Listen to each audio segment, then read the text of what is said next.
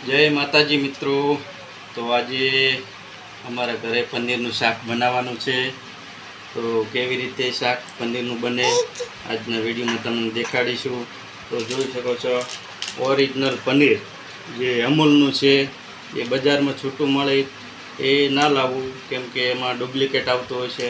Original paneer વાપરવું અમૂલનું। તો મિત્રો આ વિડીયોમાં જોતા રહેજો। આજે પનીરનું સરસ મજાનું શાક બનાવવાનું છે અને તમને વિડીયોમાં દેખાડીશું। તો ચલો મિત્રો, તો જોઈ શકો છો અહીંયા આ પનીર પડ્યું છે, આ બાજુ ડુંગળી કટિંગ કરેલી છે, અહીંયા જોઈ શકો છો ધાણા કટિંગ કર્યા છે, લસણ, જીરા મસાલા, લીલા મરચાં, આ બાજુ છે વટાણા। તો આ પનીર છે, પનીર 100 ગ્રામ પનીર ઓરિજિનલ પનીર છે।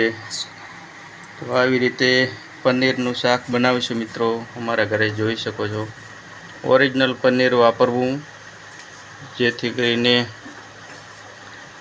કોઈ બીમારી ના થઈ શકે। તો ચલો મિત્રો, જોઈ શકો છો તેલ, કડાઈમાં તેલ મૂક્યું છે ગરમ થવા માટે।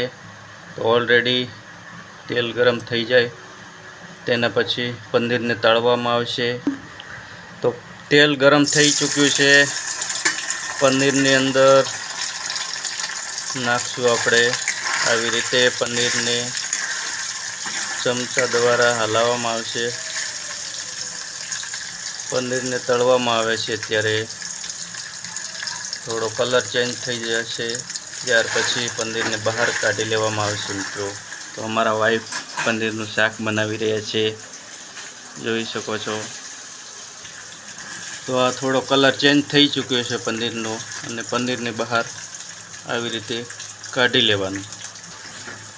તો પનીર તળાઈને ફ્રાય થઈ ગઈ છે, આવી રીતે બહાર કાઢી લેવાનું। તો અહીંયા સાઈડમાં કાઢી લઈશું આપણે, અહીંયા થાળીની અંદર ફ્રાય કરીને પનીરને કાઢી લેવાનું। તો જોઈ શકો છો આ બધા મસાલા છે, લીલા મરચાં અંદર ઉમેરવાના, અંદર ટામેટાં, સારી ક્વોલિટીના ટામેટાં, લસણ જે પેસ્ટ બનાવેલું છે, સૂકી ડુંગળીને ઉમેર્યા પછી આવી રીતે ફ્રાય કરવાની।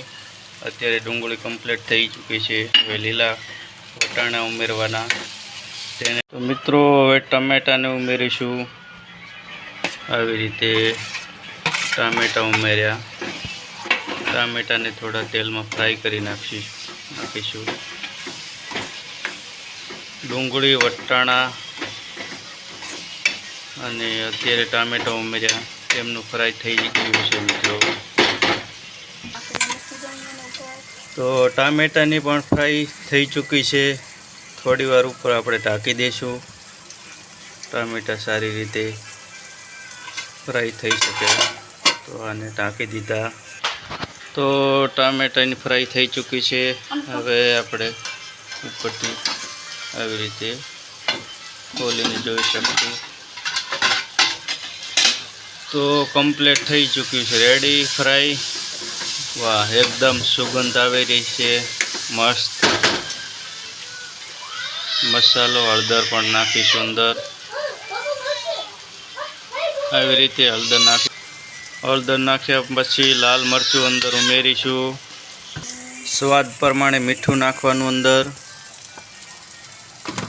તો જોઈ શકો છો કમ્પ્લીટ તૈયાર થઈ ચૂક્યું છે। થોડી વાર પછી પનીરને અંદર ઉમેરીશું। અમારા વાઈફ પનીરનું શાક બનાવી રહ્યા છે। તો કમ્પ્લીટ જોઈ શકો છો ટામેટાં, લીલા વટાણા, સૂકી ડુંગળી આવી રીતે ફ્રાય કરવાનો, તેનો કલર એકદમ ચેન્જ થઈ શકે છે। આવો કલર ચેન્જ થઈ ગયા પછી તળેલા પનીરને આપણે અંદર ઉમેરીશું। તો જોઈ શકો છો આ પનીરને અંદર કઢાઈની અંદર ઉમેર્યું છે. ચમચા વડે પનીરને હલાવી દઈશું. આવી રીતે મિક્સ કરી દેવાનું. તો કેટલા મિત્રોને પનીરનું શાક ભાવે છે કોમેન્ટમાં જરૂર બતાવજો. અમારા વિડીયોને લાઈક, શેર અને સબસ્ક્રાઈબ કરવાનું ભૂલતા નહીં. સપોર્ટ કરજો મિત્રો. તો થોડુંક પાણી ઉમેરીશું. જરૂરિયાત પ્રમાણે પાણી થોડુંક અંદર નાખવાનું. આવી રીતે પાણી થોડુંક ઉમેર્યું. તો સરસ મજાની સુગંધ આવી રહી છે પનીરની. ઓલરેડી પનીર કમ્પ્લીટ થઈ ચૂક્યું છે. થોડી વાર પછી આપણે નીચે તેને ઉતારી દઈશું. તો મિત્રો આ છે પનીરનો મસાલો. પનીરનું શાક બની જાય ઉપર મસાલો નાખીશું તો ઓર સુગંધ આવે, સ્વાદ સારો આવે પનીરનો. તો કેશવનો મસાલો છે, સુંદર સરસ. થોડી વારમાં ઉમેરીશું. તો કમ્પ્લીટ પનીર થઈ ચૂક્યું છે મિત્રો. આપણે ઢાંકણાને ખોલીને જોઈશું. કઢીમાં આવી રીતે ઢાંકણું ખોલી. વાહ, સરસ મજાનું પનીર તૈયાર થઈ ચૂક્યું છે. કમ્પ્લીટ પનીરને તૈયાર થઈ ચૂક્યું છે. તો આપણે પનીર મસાલો ઉમેરવાનો છે હવે. તો ઓર સ્વાદ આવે, સુગંધ આવે સરસ. પનીર મસાલા અંદર નાખ્યો છે મિત્રો અને તેમને હલાવી દેવાનો. તો આવી રીતે પનીર મસાલો નાખ્યો અંદર. તો મિત્રો કમ્પ્લીટ થઈ ચૂક્યા છે. હવે અંદર આ ધાણાને નાખીશું. જોઈ શકો છો.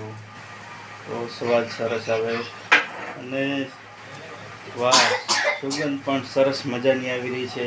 તો આજના વિડીયોમાં તમને પનીરનું શાક અમારે ઘરે બનાવ્યું છે. વિડીયોમાં તમને દેખાડ્યું. તો વિડીયો સારો લાગે લાઈક, શેર અને કોમેન્ટ જરૂર કરજો. સપોર્ટ કરતા રહેજો મિત્રો. ધાણાને ઉમેરી નાખ્યા છે. વાહ, સરસ મજાનું કમ્પ્લીટ શાક બની ચૂક્યું છે. વાહ સરસ, થેન્ક યુ અમારા વાઈફ. પનીરનું શાક આજે બનાવ્યું. તો મિત્રો વિડીયોને વધારે શેર કરજો, સપોર્ટ કરજો. Thank you. તો મારે આ નાનો દેવ છે, સપોર્ટ કરજો, સબસ્ક્રાઈબર કરો.